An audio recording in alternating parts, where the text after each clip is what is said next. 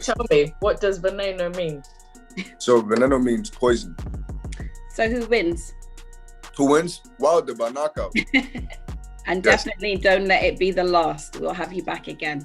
Most definitely. Soon, right after my fight. Definitely. Straight after.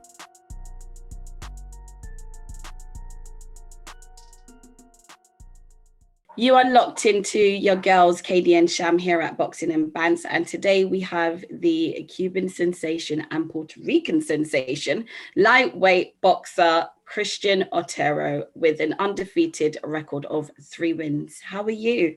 Thank you for having me. I'm doing great. Amazing. Christian, thanks again for coming on. So they call you Christian Veneno Otero. So Yes. Tell me, what does Veneno mean? So Veneno means poison. And I got that name when I was younger, as a child.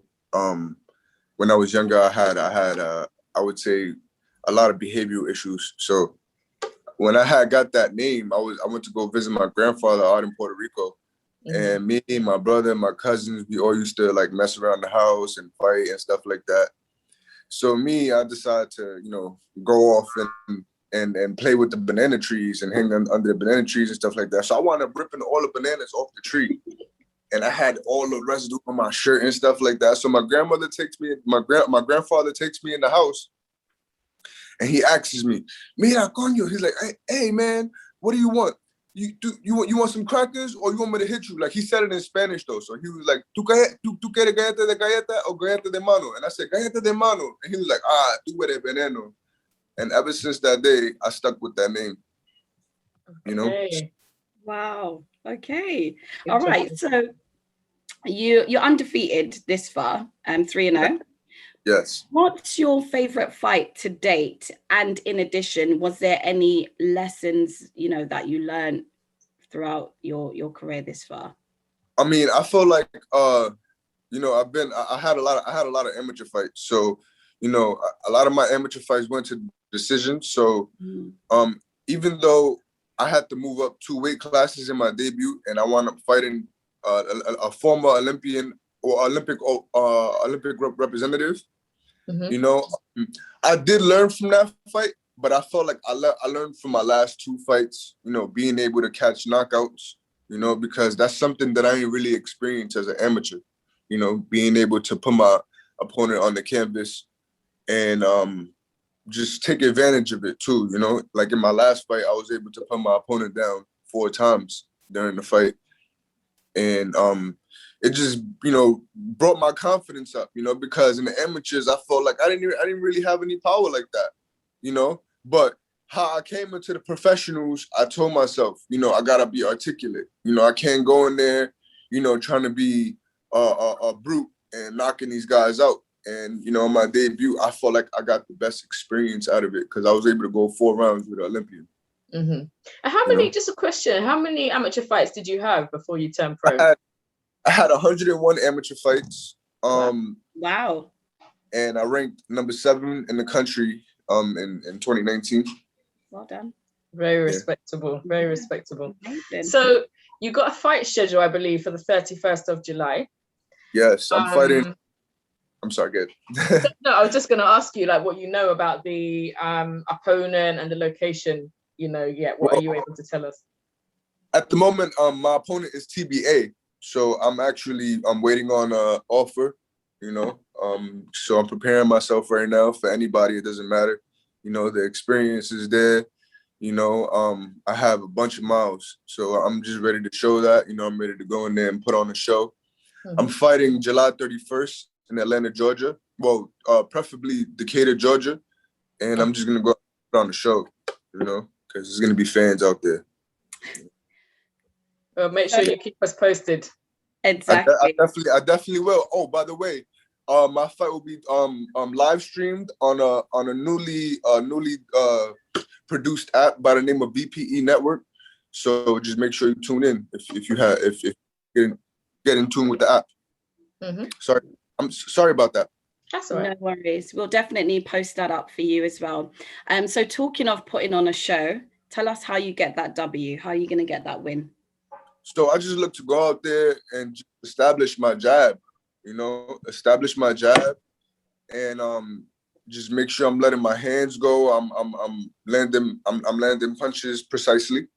Mm-hmm. You know, I'm the type of fighter that I don't like to waste punches. I like to go out there. I love to use my jab. I love to use my footwork.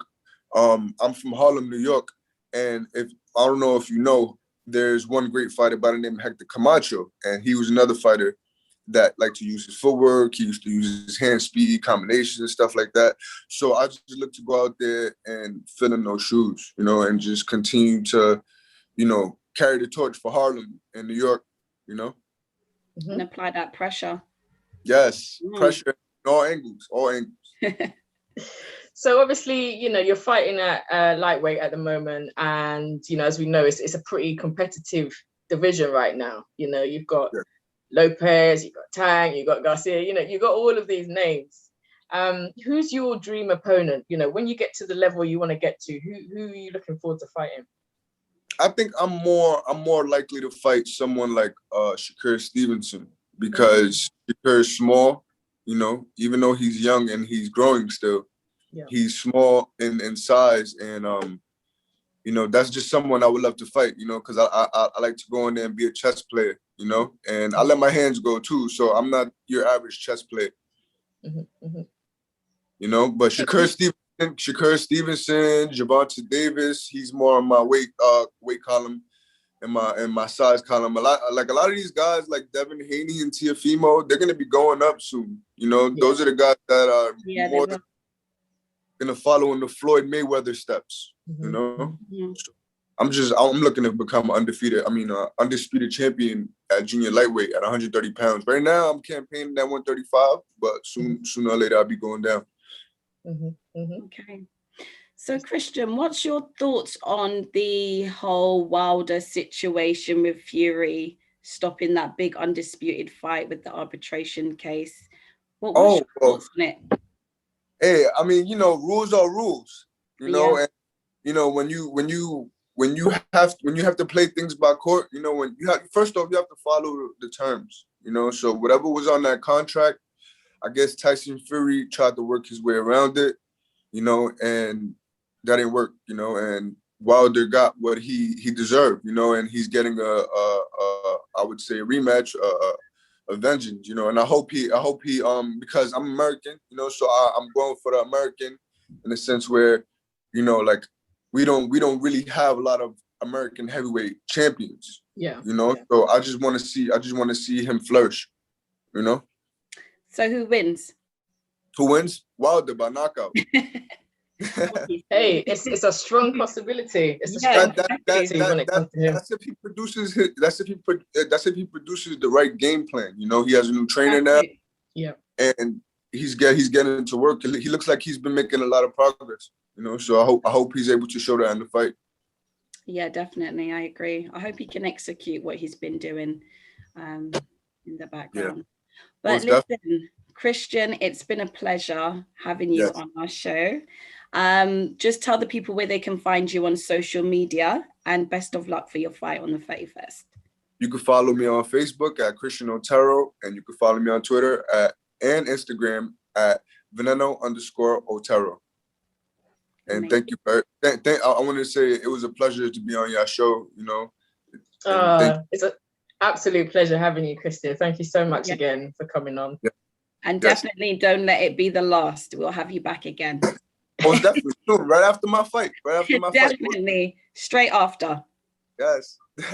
All right, guys, we are Katie and Sham at Boxing and Bantz. And don't forget to like, comment, share, and subscribe.